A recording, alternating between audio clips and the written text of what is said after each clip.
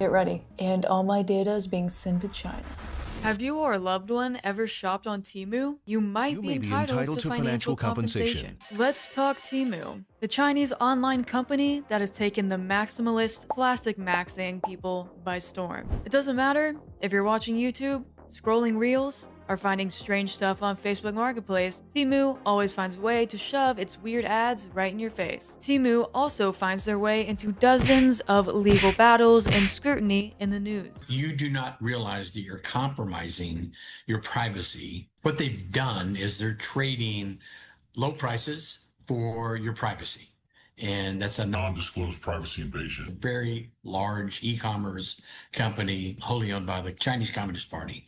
So your data is being harvested and transferred to the CCP. Now, the allegations just don't stop at Temu and that they're sending your data to China. Beyond that, people are saying that the actual Temu products are harvesting your data and sending it to China. Today, I'm investigating Temu products, and what I find might change your entire perspective. When I was researching what to buy on Temu, the product that kept on catching my eye was YZCam. The YZ security camera product line is riddled with security vulnerabilities, which is not good for anyone's privacy, so I figured it would be the perfect product to review and see if they're sending your data to China. My hypothesis is that this camera will be sending my data to China. Based on all of the hubbub about these Temu products, I'm expecting that whatever I find will be extremely insecure and an invasion of everyone who uses it privacy. Before we unbox the camera,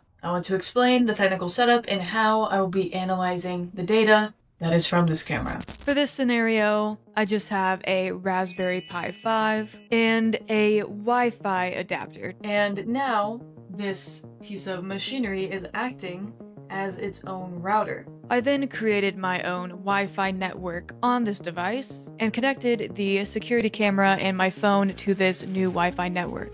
Since all the data is going through this new router, you can analyze it. Let's unbox. YZ camera. 24/7 recording. Person detection. You have the camera. Nice looking camera. Nice looking piece of Chinese hardware right here. A cord to plug it in.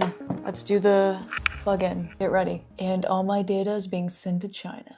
Just like that. I have the camera on and it's running. This is a live feed of the camera right now. I have this camera connected to the lab Wi-Fi and I am running a packet capture on this actual hardware. So here we have my command line pulled up, and all we are checking here is the data that is being sent from the security camera. While that's running, we're gonna ask Devin AI to analyze the YZ app source code. Thanks to the team at Devin by Cognition for sponsoring this video. Devin is an AI teammate that makes you a better, faster engineer. If you want to check out Devin AI, the link is in the description. So here, I'm just asking Devin to analyze the YZ app source code to see if there's any suspicious code or permissions going on within the app. Now let's see what we're gonna find. Devin did a great job at analyzing the data that it was given. For example, I did not have an Android phone to emulate the YZ app on to analyze the actual source code. But Devin spun up a Android emulator so that you can emulate the source code. Super smooth, super easy, super simple. It actually autonomously spun up a container to analyze this source code in, which was really useful for my use case with this project.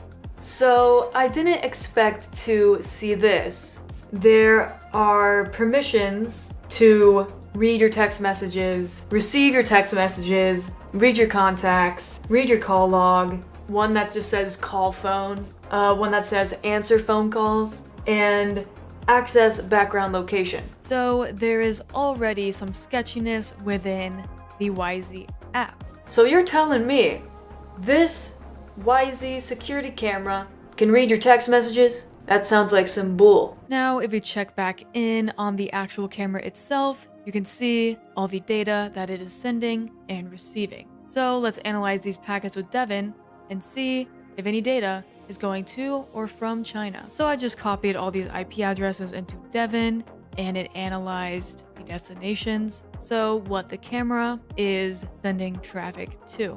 It printed out a chart of where all the traffic is going, and it is all in the US, Oregon to be more specific. Now, what I saw next was completely unexpected. My email is sent out in plain text. It's not encrypted at all. That means anyone can read it. From the YZ app source code analysis, it did ask for some very sketchy permissions, such as reading your text messages, reading your contacts. Something that I was completely unprepared for is that this app could answer your phone calls for you. Now, a security camera doesn't necessarily need to read my text messages or answer my phone or receive SMS. It seems very sketchy to have these weird permissions in a security camera from Temu. Now, Devin pointed out that there is actually a genuine Chinese code in the app because YZ is a Chinese company.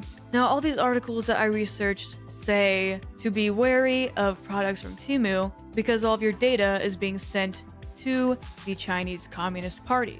But it turns out all of your data is just being sent to servers in the US. In the Google Play Store, it says the YZ app does not share data with third parties, but this is not true. From what we discovered, but also in their privacy policy, it states that they do share data with third parties. And I did email the YZ privacy team to disclose all of the data that they had collected about me from using this security camera, but they have not responded yet. Now, for years, our government has been telling us to be wary of China, which there is some truth to that, but they forget to mention about their mass surveillance and data harvesting infrastructure as well. They also should be mentioning that America is also harvesting all of your data and taking all of your personal information and using it to build a surveillance state. While we have used Devin today to analyze network traffic and decompile source code, I've also loved throwing it into my everyday workflow to automate repetitive tasks, such as script debugging, refactoring old repositories, and spinning up rapid code prototypes. If you want to see how an autonomous AI engineer can level up your own development workflows, click the link in the description to learn more. Make sure to like, subscribe, punch all the buttons in the face, and I'll see you in the next one.